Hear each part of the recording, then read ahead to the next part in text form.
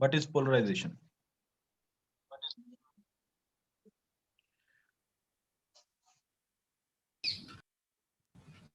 Sir, हाँ जी, go ahead, go ahead.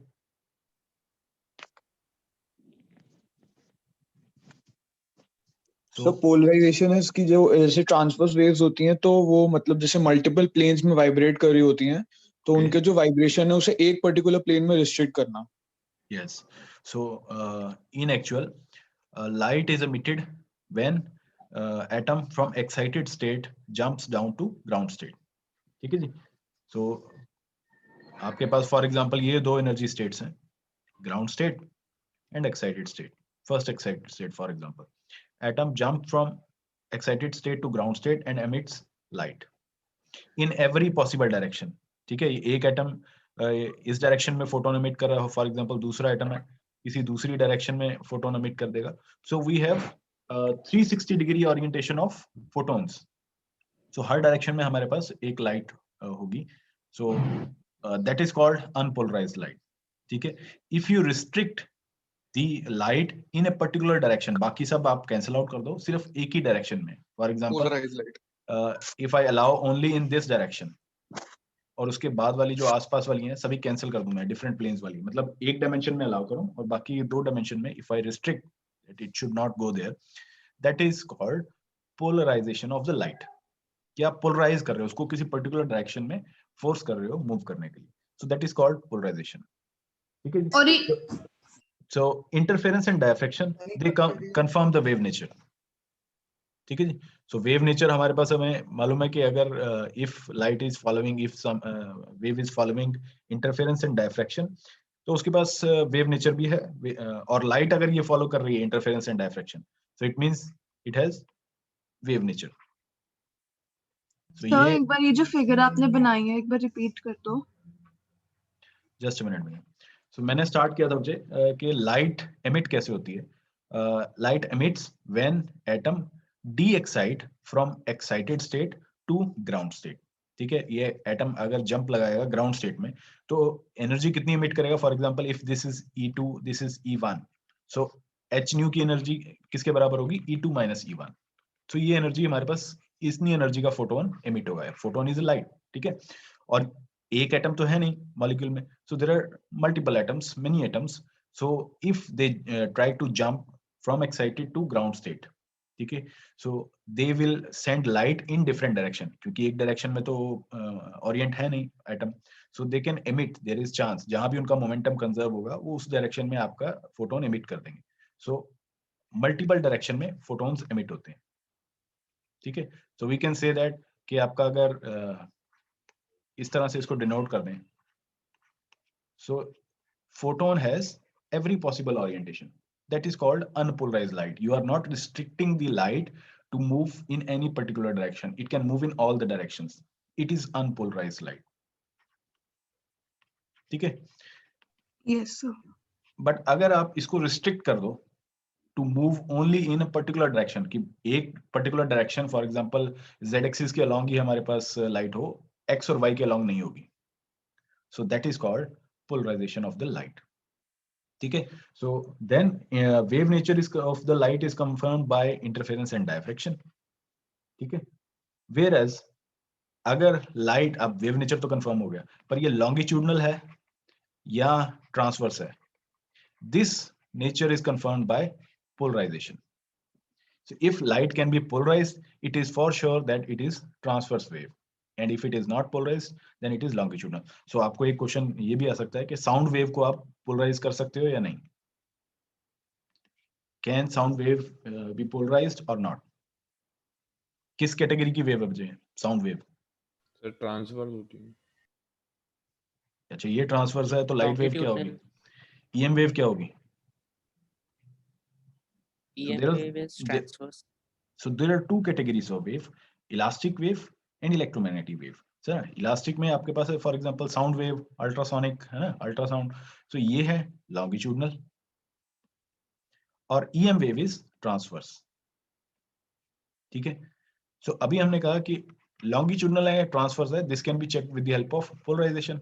So if light, if the wave can be polarized, it is transverse in nature, and if it cannot be polarized, it is longitudinal in nature. So sound wave is longitudinal. Longitudinal wave होती क्या वजह? How it is different from transverse wave? Sir particles का motion और wave का motion same direction में होता है. For example, if this is your wave motion direction, z axis, and longitudinal wave में क्या होगा? आपका जो पार्टिकल की मोशन है वो भी इसी डायरेक्शन में होगी, कंप्रेशन रेयरफेक्शन इसी डायरेक्शन में होगी.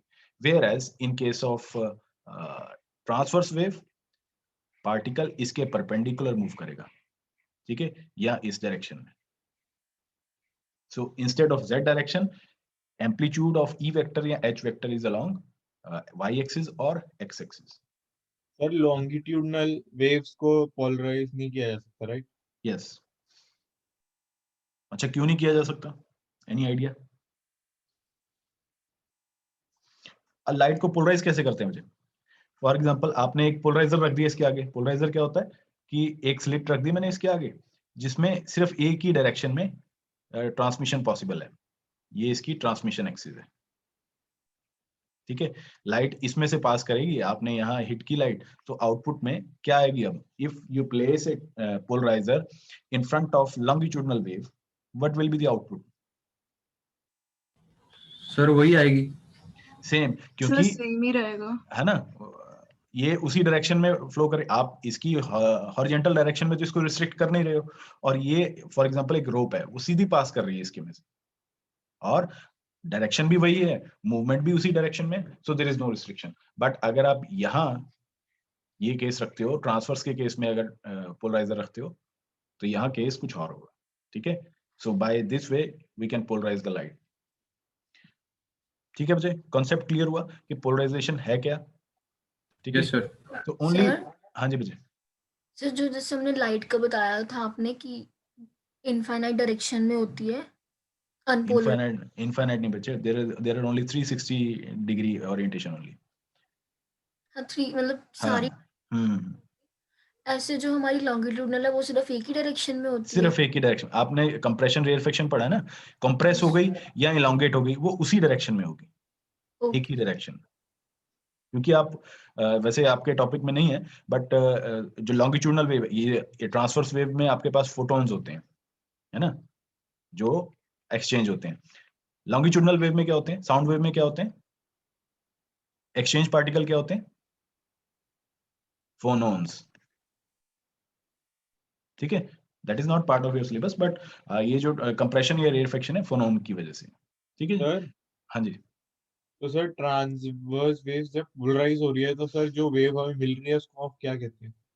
That is polarized light. अब पोलराइज की डिफरेंट कैटेगरीज हैं, plane polarize, circular polarize, elliptical polarize. ठीक है, मतलब आप किसी पर्टिकुलर डायरेक्शन में रिस्ट्रिक्ट कर रहे हो उसको, दैट इज कॉल्ड पोलराइजेशन. हर डायरेक्शन में नहीं जाने दे रहे उसको. ठीक है. सो अभी यही कॉन्सेप्ट मैंने आपको समझाया था कि imagine a rope and you are moving it in X Z direction. So this is X and this is Z, X Z plane. ठीक है, and then in Y Z plane. So यहाँ Y Z में. सो अगर आप यहाँ पे एक screen रख दो, जैसे ये मैंने स्क्रीन रखी है, तो ये किस डायरेक्शन में इसका इंप्रेशन, फॉर एग्जांपल वेव पास कर रही है, अगर मैं सामने स्क्रीन रखूं तो किस डायरेक्शन में मेरे पास एरो आएगा? फर्स्ट केस में, ए पार्ट में, ये वेव इस तरह मूव कर रही है, सर टुवर्ड जेड. तो ये जो एरो है ना, ब्लैक वाला लगा रहा है, इसको मैं रेड कर देता हूँ. सो आपको इस डायरेक्शन में ही इंप्रेशन मिलेगा. ठीक है, बाकी किसी डायरेक्शन में नहीं मिलेगा. That is called plane polarized light. So एक पर्टिकुलर प्लेन में ही उसकी वाइब्रेशन है, ये एम्पलीट्यूड की. So that is called plane polarized. चाहे आप इसको इस तरह से देखो, या बी पार्ट में, बी फिगर में आपने उसका प्लेन चेंज किया, पर अब भी इंप्रेशन देखो सिर्फ इसी डायरेक्शन, और किसी डायरेक्शन में उसका कंपोनेंट नहीं है. This is called plane polarized light. ठीक है, the light which has vibration only along a particular plane और lies in a single plane, that is called plane polarized light. Clear है? सो आपने एक वेव लिया, उसके आगे स्क्रीन रखा, उसका इंप्रेशन लिया कि किस डायरेक्शन में उसका ई वेक्टर. ये हम जितनी भी बात कर रहे हैं अब सिर्फ ई वेक्टर की बात कर रहे हैं. ठीक है बच्चे, क्योंकि एच वेक्टर या बी वेक्टर मैंने आपको बताया था कि ई बाय एच की रेशियो जो है 377 ohms. So E is very strong as compared to H. Yes, sir. So ये this is the case of plane polarized light. ठीक है, अब अगर मैं सर्कुलर की बात करूं, सर्कुलरली पोलराइज क्या होगी? Suppose you have a rope and you start moving this rope in a circle like this. So आप उसको सर्कल में सर एच क्या बताया था आपने? H is magnetization से, B is mu naught H. ठीक है, related with the magnetic field. So if you start moving the rope in this direction, in this way, circular way में, तो अब अगर आप यहाँ पे एक स्क्रीन रख दो इसके आगे, ठीक है, सो ये किस तरह का इंप्रेशन डालेगी? जहां जहां से जिस पॉइंट से प्लेन के रोप टच करेगी वहां पे एक इंप्रेशन आ जाएगा, प्रिंट आ जाएगा. सो ये जो है इस कैटेगरी में, अब ये नीचे वाली फिगर में आपको दिखा रहा हूँ मैं. सो इस तरह से सर्कुलर रिंग सी आ जाएगी आपके पास. सो अगर इस कैटेगरी की इस तरह का इंप्रेशन आया आपके पास, इंस्टेड ऑफ एक सिंगल वेक्टर की जगह अगर सर्कुलर वेक्टर आए, so it can be related to circularly polarized light. So आपकी सर्कुलरली पोलराइज्ड लाइट इस तरह होगी. आपके पास ई वेक्टर है, एम्पलीट्यूड का वेक्टर है इस तरह से. सो विद टाइम वो मूव करता रहेगा डिफरेंट डायरेक्शन. एम्पलीट्यूड उसका सेम रहेगा but with time it is rotating. जैसे यहाँ पे ना एम्पलीट्यूड तो सेम रह रहा है, आप सर्कल में रोप को मूव कर रहे हो, बट अगर इनिशियली यहाँ पे था, सो सेकंड टाइम यहाँ पे चला गया वो सेम पोजीशन, फिर यहाँ पे, फिर यहाँ. सर मतलब सिलेंड्रिकल फॉर्म में वेव आगे जाएगी. सिलेंड्रिकल, हाँ, आप फॉरवर्ड डायरेक्शन में जा रहे हो, सो आप सिलेंड्रिकल फॉर्म बोल सकते हो उसको. ओके. ठीक है, सो क्योंकि सिलेंडर में होता तो रेडियस ही है ना, सर्कल ही है, सो आप इस वे में इसको बोल सकते हो. ठीक है, नहीं सर, ये जो सर बीच में पोलराइजर लगाया है उसके बाद कैसी होगी वेव, वो पूछ रहा हूँ. सिर्फ सर्कुलर. मैं अभी आपको टेस्ट बता रहा हूँ कि किस, फॉर एग्जांपल अगर प्लेन पोलराइज लाइट है तो आपको कैसे पता चलेगा वो प्लेन पोलराइज है. ओके. सर्कुलरली पोलराइज लाइट है तो वो कैसी लाइट होगी.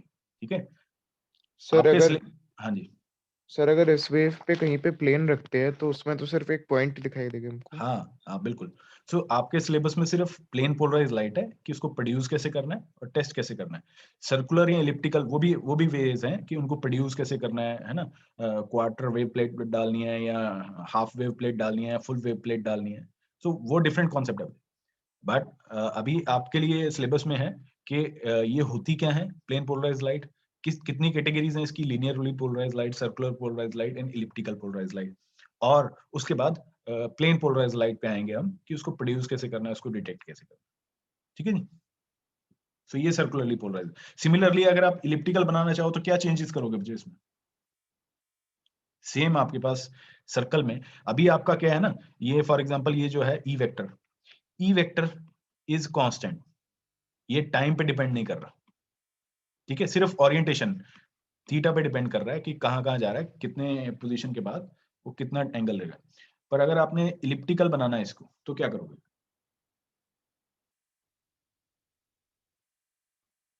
इलिप्टिकल में क्या होगा?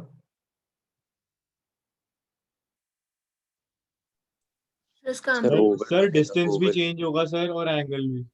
हाँ, ये जो एम्पलीट्यूड है ये भी विद टाइम चेंज होगा, कांस्टेंट नहीं. सर्कल में तो आप एरो कहीं पे भी रख लो, है ना, सर्कल का रेडियस हमेशा फिक्स ही रहेगा. ये आर ही है, ये भी आर है, ये भी आर है. पर इलिप्स के केस में क्या होगा? मेजर माइनर एक्सिस होती है ना, ये अगर ए है, ये बी है, सो विद टाइम ये अपना ई वेक्टर की पोजीशन भी चेंज कर रहा है, मैग्नीट्यूड चेंज कर रहा है. सो अगर ई वेक्टर आपका टाइम डिपेंडेंट हो जाए तो आपको प्लेन इलिप्टिकल पोलराइज लाइट मिलेगी. ठीक है, क्लियर है बच्चे? सो इलिप्टिकल पोलराइज लाइट में क्या हो गया इस तरह से. सो अगर इस तरह की लाइट के आगे आप एक स्क्रीन रख दो, so you will get impression like this. ठीक है, so this changes magnitude as well as orientation. So आप इलिप्टिकल पोलराइज लाइट के लिए टेस्ट के लिए आप इस तरह जज कर सकते हो कि ये क्या होगा. क्लियर है?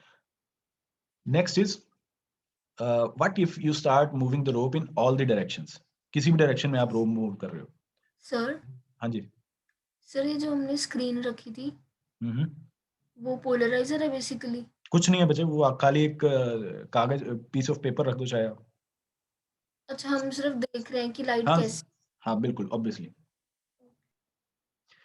फॉर एग्जांपल जैसे ना मैं इसको यहाँ पे बोल दूं कि मेरा ये एरो है, ये जैसे ही ये एरो जो है जैसे ही इसकी टिप स्क्रीन पे टच करेगी तो यहाँ पे एक मार्क छोड़ती जाएगी वो. ठीक है, सो वो इस तरह से इंप्रेशन छोड़ी, ठीक है जी। Now if we move rope in all the possible directions, ठीक है, सो ये एक एग्जांपल है कि पहले आपने इस डायरेक्शन में मूव कर दिया, फिर नीचे कर दिया, फिर साइड पे कर दिया, फिर किसी पर्टिकुलर एंगल पे कर दिया, फिर downward, so any random possible direction. This type of movement can be related to unpolarized light. Unpolarized light क्या है, जैसे अभी मैंने बताया कि ये सेंटर में डॉट और arrows in all the directions, so this is the symbol for unpolarised light, ठीक है। सो हम ये आगे वाले जो आर्टिकल्स हैं उसमें इस तरह का सिंबल यूज करेंगे कि unpolarized light, if we are hit incident unpolarized light on polarizer और analyzer, we will use this kind of symbol, ठीक है जी। So it means light is moving in all the possible directions. Now what if we introduce a slit in the path. आपके पास अगर ये plane polarized light है, ठीक है, इसके पाथ में अगर आपने ये स्लिट रख दी, बच्चे ये स्लिट है, दिस इज, आप इसको पोलराइजर की तरह भी बोल सकते हो और एनालाइजर भी, सेम पर्पस है, बट एनालाइजर में आपके पास मूवेबल हैंड होता है, एंगल्स भी साथ में कॉन्सेप्ट होता है।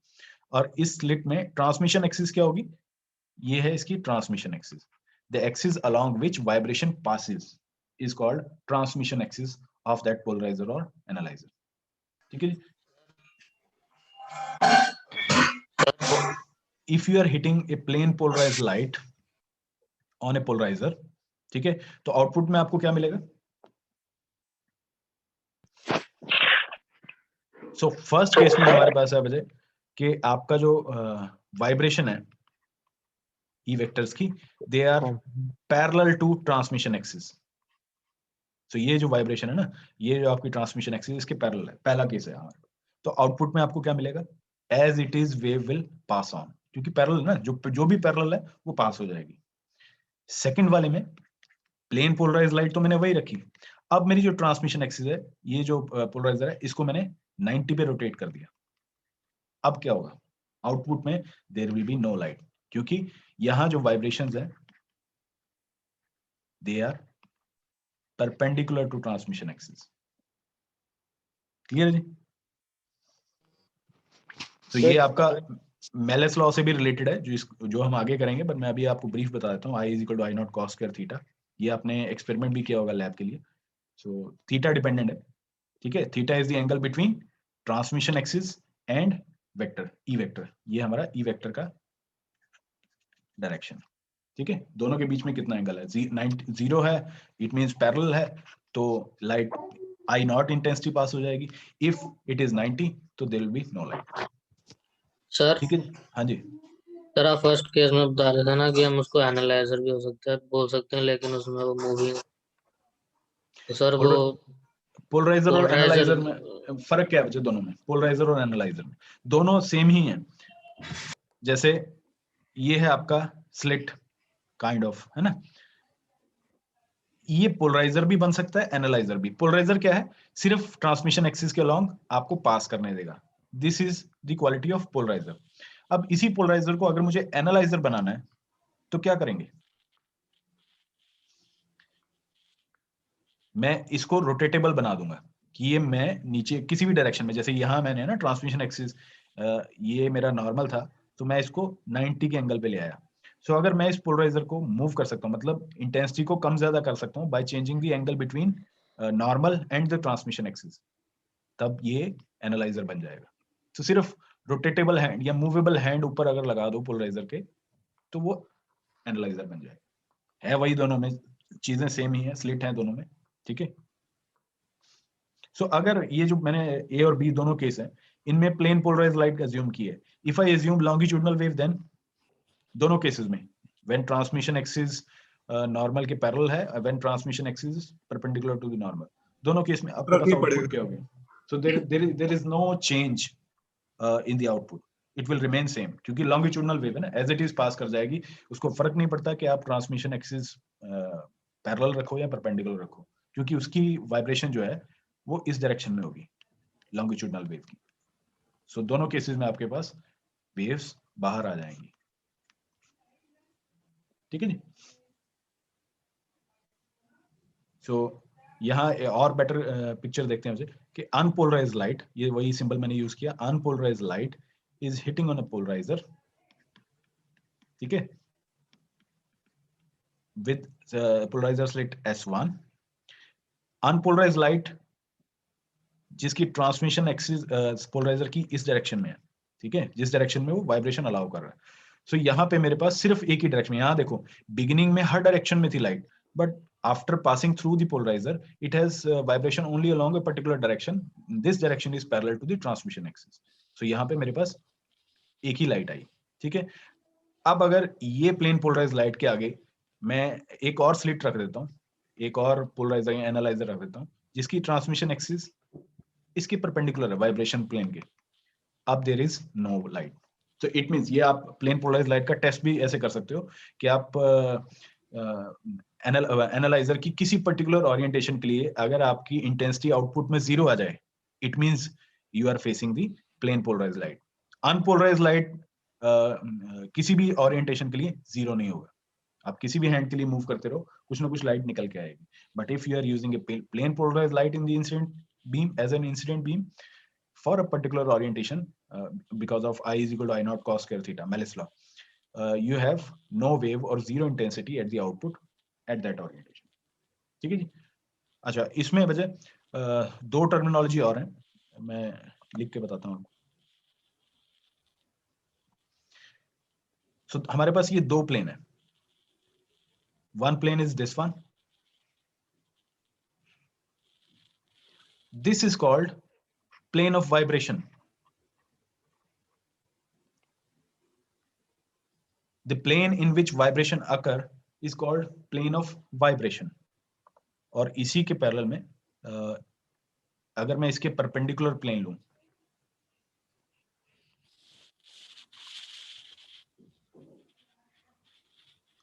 ठीक है, this plane is called plane of polarization.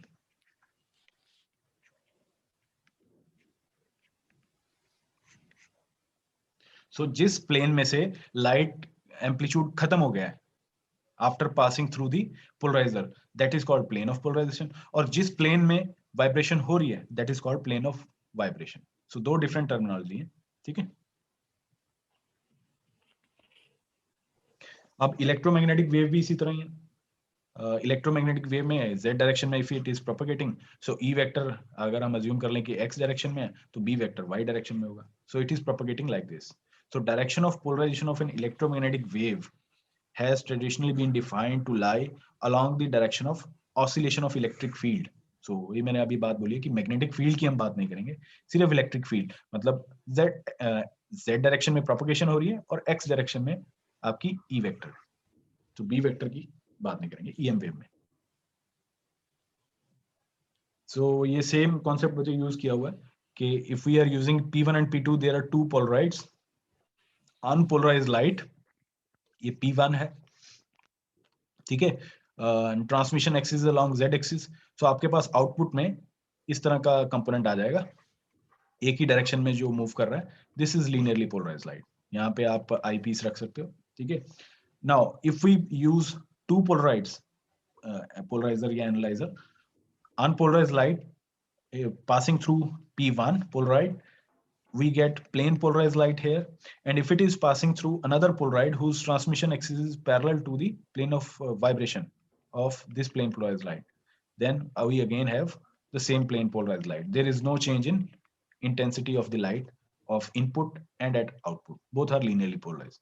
And if you want to check whether it is plane polarized or not, you can rotate P2 at 90 degree, then there will be no light, ठीक है जी।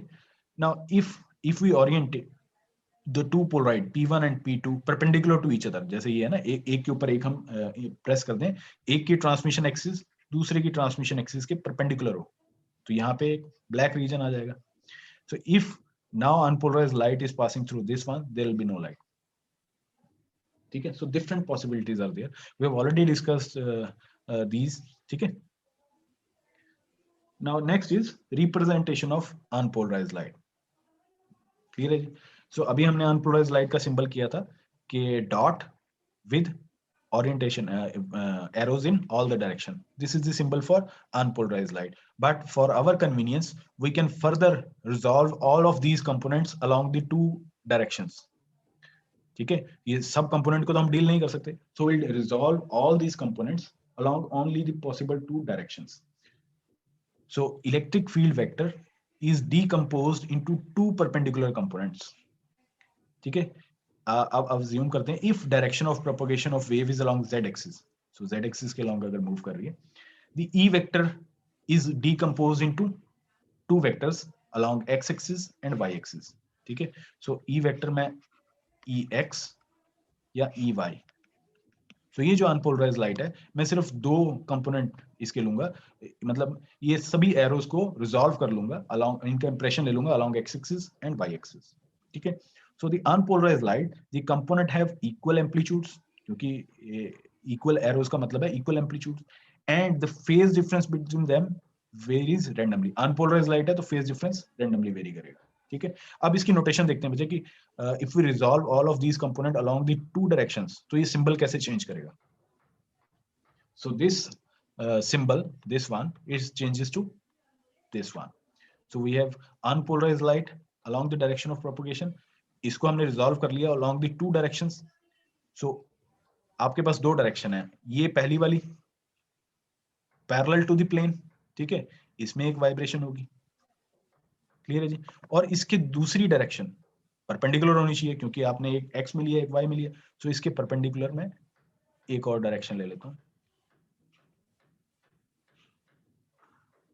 सो एक इस perpendicular plane में होगी. ठीक है, so we have resolved this unpolarized light into two components. One is parallel to the plane of paper and another one is perpendicular to the plane of paper. But अगर आप एक ही direction से देख रहे हो, so for example perpendicular to plane देख रहे हो अगर आप, तो आपको ये एरो तो एज इट इज ही दिखेगा, ब्लैक वाला जो मैंने यहाँ पे ये इस तरह लिख दिया. But if you are looking at perpendicular, तो आपको ये जो रेड एरो है ये एक डॉट की तरह दिखेगा, बिकॉज आप उसी के अलॉन्ग देख रहे हो. सो ये जो है इस तरह से. सो ये जो लाइट है, ये जो टू कंपोनेंट्स हैं इस तरह थे, they are equivalent to this notation.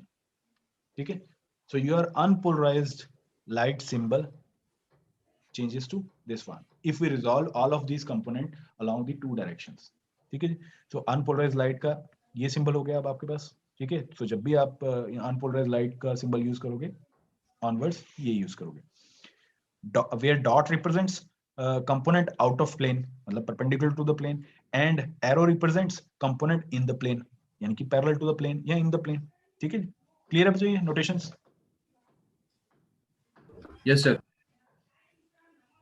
So plane of polarization and plane of vibration आप यहाँ से और क्लियर हो जाएगा कि अगर ये अगर आप डॉट हटा देते हो बाय यूजिंग सम पोलराइजर, तो प्लेन ऑफ पोलराइजेशन क्या होगा या प्लेन ऑफ वाइब्रेशन क्या होगा, या अगर आप एरो हटा देते हो तो प्लेन ऑफ पोलराइजेशन या प्लेन ऑफ वाइब्रेशन क्या होगा. सो जिस डायरेक्शन में आपके पास वाइब्रेशन है that is called plane of vibration, और जिस डायरेक्शन में कंपोनेंट खत्म हो गया after passing through the polarizer that is called plane of polarization, कि इस डायरेक्शन के अलॉन्ग इस प्लेन में आपकी लाइट पोलराइज हो चुकी है, यहाँ से खत्म हो चुकी है. Now next in our syllabus we have production of linearly polarized light, plane polarized light भी बोलते हैं इसको. Okay, so we have different methods of producing linearly polarized light or plane polarized light. First method is wire grid polarizer. Wire grid polarizer, it is suitable for microwave and above. ठीक है, smaller wavelength के लिए valid नहीं है. सो इसमें lambda की जो आपकी रेंज है 1 mm टू 1 मीटर, सो इस रेंज के लिए है. ये smaller wavelength, it means visible light के लिए ये यूज नहीं होता. ठीक है जी. Second one is polaroid. With the help of polaroids you can produce linearly polarized light. Third method is polarization by reflection. एक आपने ब्रेवेस्टर लॉ भी पढ़ा होगा ना. सो ब्रेवेस्टर लॉ में क्या है, किसी पर्टिकुलर एंगल ऑफ इंसिडेंस के अलोंग आईपी के अलोंग आपकी जो रिफ्लेक्टेड लाइट जो रिफ्लेक्ट होती है वो पोलराइज्ड हो जाती है. वो पोलराइज होती है. So by that way we can produce a polarized light, Brewster law. So ये भी हम करेंगे. उसके बाद है polarization by double refraction. So refraction तो मैंने सुना, what is double reflection? Any idea? पढ़ रखा है बच्चे? डबल रिफ्लेक्शन क्या होती है? रिफ्रैक्शन क्या होती है? फिल्म वाला सर। सिंपली रिफ्रैक्शन क्या होती है कि आप लाइट हिट की, है ना, ये नॉर्मल है, तो यहां से ये पास कर गई, ठीक है, ये है सिंपल रिफ्रैक्शन। सर अगर ये नीचे से निकल जाएगी तो भी तो डबल रिफ्लेक्शन होना। नहीं बच्चे, ये टोटल इंटरनल वाला हाँ, नहीं, ये है सिंपली रिफ्रैक्शन, है ना, सिंगल रिफ्रैक्शन। बट अगर आपके पास दो कंपोनेंट आ जाएं इस तरह से, so particular crystal, for example calcite या टूरमेलिन क्रिस्टल, नेचुरली अकरिंग क्रिस्टल है, इनके पास ये प्रॉपर्टी है कि लाइट अगर इनके ऊपर हिट करे तो ये लाइट को दो कंपोनेंट में ब्रेक करते हैं।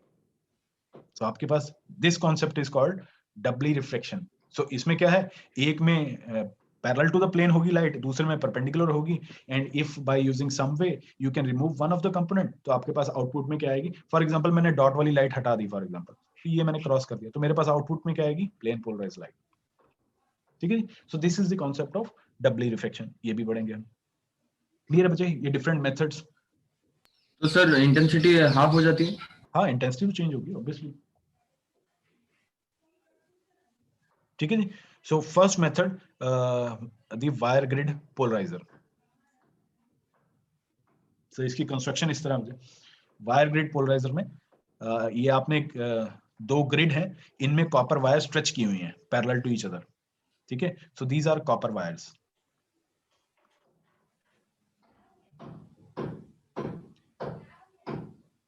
ठीक है जी। और ये जो वायर के बीच में स्पेसिंग है d, for example small d, this should be less than और equal to wavelength of the incident light. ये तभी आपको पोलराइज करके देगा। If spacing is more, d is more as compare to lambda, तो आपके पास कोई पोलराइजेशन नहीं पॉसिबल होगी, ठीक है। सो z डायरेक्शन में आपकी अनपोलराइज लाइट मूव कर रही है, तो मैं इसको रिजॉल्व कर देता हूँ, रिजॉल्व करके मैं टू कंपोनेंट में लिख देता हूँ, एक ये एरो है और एक ये डॉट है, ठीक है। सो z डायरेक्शन में वेव मूव कर रही है। आपकी जो कॉपर वायर है वो किस डायरेक्शन में है? वाई डायरेक्शन में से, मतलब वाई के पहले किस प्लेन में है? X Y plane. X Y plane. X Y plane. So अगर मैं इसको ई वाई लिख दूं, ई एक्स लिख दूं, और इस वाले कंपोनेंट को ई वाई लिख दूं अगर, ठीक है, डॉट वाले को ई वाई, या सिंपली मैं अभी उसको डॉट नहीं लिखता, डबल एरो ही लिखता हूं फॉर सिंप्लिसिटी, क्योंकि हम ये जो है इस नोटेशन को हमने इस तरह लिखा था। तो अभी मैं आपके अंडरस्टैंडिंग के लिए वही रखता हूं, एक इस तरह है perpendicular to the copper wire, एक है parallel to the copper wire, दो कंपोनेंट हो गए, ठीक है जी। रिजॉल्व कर लिया हमने ई वेक्टर को दो कंपोनेंट में, क्लियर है बच्चे? सो अब ये ट्रेवल किया आगे और कॉपर वायर पे हिट किया, क्या पॉसिबिलिटीज है? It has two components, E Y and E along X axis E X है, अलोंग वाई एक्सिस है ई वाई। तो आउटपुट में आपको क्या मिलेगा? E Y. बच्चे ये कॉपर वायर है, ये ट्रांसमिट नहीं कर रही है, this is different from slit. Slit offers EX sir, EX मिलेगा सर। So यहाँ पे आपको जो मिलेगा plane polarized light, that would be EX. There will be no component of EY if and only if your D is less than or equal to lambda.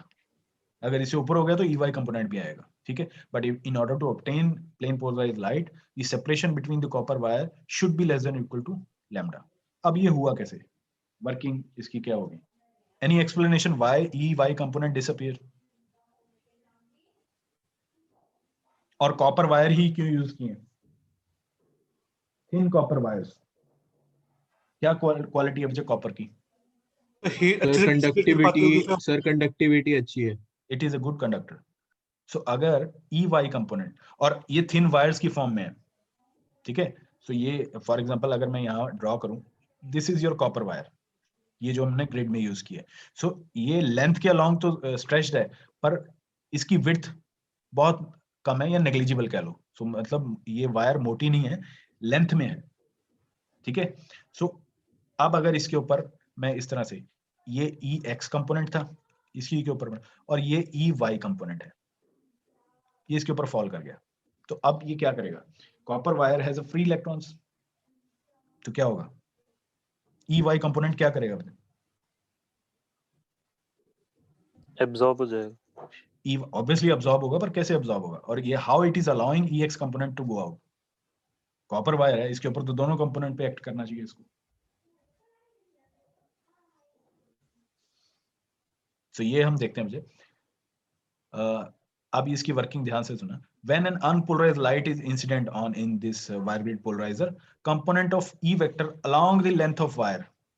So ये अगर copper wire है, इसके along जो है length, ये हमने E Y component बोला था, along the length of wire is absorbed. क्यों? Because फ्री इलेक्ट्रॉन जो कॉपर के पास है हाई कंडक्टिविटी की वजह से, electrons in the wire starts moving in the electric field. So यहाँ अगर आपके पास इलेक्ट्रॉन है, सो ये ऑसिलेट करना शुरू कर देगा along EY component, so ये मूव करना शुरू कर दे, and energy associated with electric field is lost due to Joule heating effect of wires. आप करंट फ्लो करते हो किसी वायर में से तो हीट अप हो जाती है ना, due to some Joule heating effect, internal resistance की वजह से, ठीक है। EY कंपोनेंट डिसअपीयर हो जाएगा because electron starts vibrating and oscillating along the direction of EY, ठीक है। तो EY खत्म होने का हमें रीजन तो पता लग गया, but why EX component do not disappear? ये पॉइंट एक बार फिर समझा दीजिए सर। बजाय आपके पास एक कॉपर वायर है ना, इसके पास फ्री इलेक्ट्रॉन है, मैं एक इलेक्ट्रॉन बना रहा हूं, अगर आपके पास EY कंपोनेंट जो इसी डायरेक्शन में है फॉल कर रहा है, तो ये इलेक्ट्रॉन को फोर्स करेगा to oscillate to and fro, move करवाएगा उसको, ठीक है। और मूविंग चार्ज पार्टिकल जो है due two joule heating effect wire को हीट अप करेगा, सो ये जो एम्पलीट्यूड है along y axis, this will be lost or absorbed due to heating of wire, copper wire heat up हो जाएंगी। so एक कंपोनेंट गया, EY component is lost due to heating effect, ठीक है। अच्छा, सो ये जो इलेक्ट्रॉन है इसके ऊपर तो EX कंपोनेंट भी फॉल कर रहा था, EY कंपोनेंट तो आपने बोल दिया कि due two joule heating effect ये खत्म हो गया। EX कंपोनेंट को क्या हुआ, इलेक्ट्रॉन है आपके पास वायर में और EX कंपोनेंट इस पे भी फॉल कर रहा है, ये खत्म क्यों नहीं हो रहा, why it is not disappearing because of Joule heating effect? Sir उसका मोस्ट पार्ट ट्रांसमिट हो जा रहा है ना सर आगे, थिन कॉपर वायर है ना, तो because of इलेक्ट्रॉन के पास स्पेस नहीं है मूव करने के yes, because of thin copper wire, electron do not have space to move in vertical direction, horizontal में तो मूव कर गया इजीली क्योंकि स्ट्रेच्ड है पूरी वायर, लेंथ है उसके पास पर विड्थ नहीं है उसके पास, so it cannot move up and down, ठीक है। so this component easily passed, and since wires are very thin, electric field component along the x-axis passes through without much attenuation। कुछ possible है कि 100% efficiency तो किसी machine की नहीं रहती ना, so पॉसिबल है कि फॉर एग्जांपल आपके पास इस कंपोनेंट के 50% और इस कंपोनेंट के 50%, सो आपने बोला कि एक कंपोनेंट मैंने हटा दिया, फॉर एग्जांपल मैं ये हटा देता हूँ, तो ये जो पॉसिबल वायर ग्रिड में जरूरी नहीं है कि 50% ही लाइट निकल के आए, हो सकता है कुछ अब्जॉर्प्शन EX कंपोनेंट की भी हो जाए due to certain width of wire, आप 0 या नैनो स्केल पे तो नहीं लेके गए उसको, कुछ ना कुछ विड्थ तो है, सो हो सकता है ये 40% पास कर जाए या 35% पास कर जाए या 45% पास कर जाए, any possibility is there depending upon the width and separation of copper wire, ठीक है जी। so therefore outgoing wave is linearly polarized with electric vector in x direction। so यहाँ से आपको क्लियर होगा कि मैंने क्यों यहाँ पे EX लिखा है सिर्फ, ठीक है जी। so when an unpolarized light is hitting on wire grid polarizer made of thin copper wires, parallel thin copper wires, only the direction plane polarized light which has E vector only along a particular direction, which is direction perpendicular to the copper wires। so ये अगर copper wire इस direction में आपकी, तो आपका component जो बाहर आया वो इस direction वाला है, ठीक है। so this is the working of wire grid polarizer, but इसकी limitation है, so this cannot be applicable to the wavelength less than microwave, ठीक है जी। सर उसका रीजन वो डी वाली कंडीशन होगा ना, ऑब्वियसली सो माइक्रोवेव या फॉर एग्जांपल अगर आपने विजिबल लाइट को करना है, विजिबल लाइट की वेवलेंथ कितनी होगी? 400 to 750 है ना, 400 to 750 नैनोमीटर ये हो गई। ये है आपकी डी वेवलेंथ। आपकी डी जो है separation between the wire, it should be less than और equal to this wavelength. So क्या आप कॉपर वायर्स को इतना इक्वली स्पेस, इतना क्लोजली स्पेस रख सकते हो? शॉर्ट कर जाएंगी वो, ठीक है। So it is not possible to place copper wires at such a shorter separation. So wire grid polarizer is successful only for the wavelength greater than microwave or above. So 1 mm lambda greater than 1 mm, ठीक है। इससे ऊपर अगर गई तब आप wire grid polariser लगा सकते हो। इसके नीचे वाली वेवलेंथ के लिए आप वायर ग्रिड नहीं लगा सकते because of the separation problem. Copper wires can not be placed at this small separation. Clear है wire grid polarizer? Sir So wire grid polarizer is suitable only for longer wavelength. In short. Sir हाँ जी sir क्या होगा अगर हम gold की wires इस्तेमाल करें, क्योंकि गोल्ड का कंडक्टिविटी अमाउंट ज्यादा होता है और उनमें फ्री इलेक्ट्रॉन्स भी बहुत ज्यादा है। बच्चे आप अगर इस कोई प्रॉब्लम नहीं है, अगर आप कॉपर या गोल्ड वायर्स को इस इतने सेपरेशन पे रख लोगे तो ठीक है रखो, पर वो शॉर्ट करने के चांसेस रहेंगे क्योंकि आप इतना क्लोजली स्पेस रखोगे तो बीच में स्पेस है ही नहीं। आपका जो इलेक्ट्रॉन है वो एक वायर से अगर बिल्कुल टच कर गया तो दूसरी वायर पे जंप कर जाएगा। तो आपका जो आउटपुट में लाइट आएगी वो खत्म हो जाएगी, ठीक है। एंड सेकंड, हाँ जी,